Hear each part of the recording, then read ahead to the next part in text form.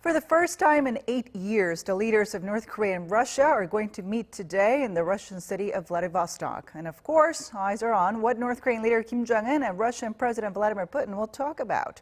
Will the talks be able to bear some fruit in the denuclearization of the Korean Peninsula? For more on today's summit, our foreign ministry correspondent Ji-yoon is on the line for us. So Ji-yoon, what can you tell us so far?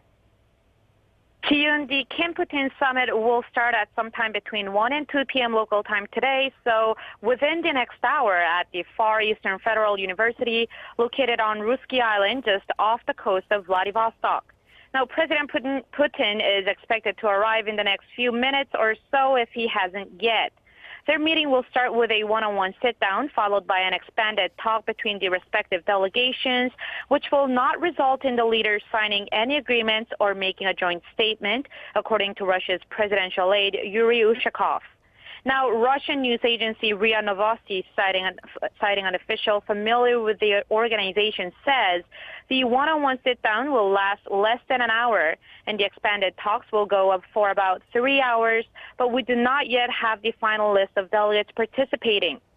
The news agency cited another source to say that a dinner banquet could be held for the leaders as their final item on their schedule for the day before President Putin leaves for China's One Belt, One Road Initiative Forum, possibly today.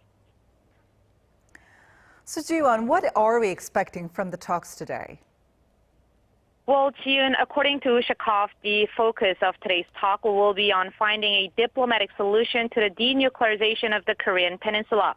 And Japan's NHK reported that as one of the solutions, Putin is likely to suggest that Kim Jong-un resumes the six-party talks involving the two Koreas, the U.S., China, Japan, and Russia, which were last held in 2009. But with a Kremlin spokesperson downplaying the effectiveness of such talks, we'll have to see about that. Now, like you said, this is the first Pyongyang-Moscow summit in 8 years, the last one being in 2011 with Kim's late father, Kim Jong-il, meeting with then Russian President Dmitry Medvedev. And as much as the summit is seen as Kim Jong-un's effort to seek support from Russia after his summit with U.S. President Donald Trump collapsed in Hanoi, the two leaders are also likely to discuss the need to ease UN sanctions against the North.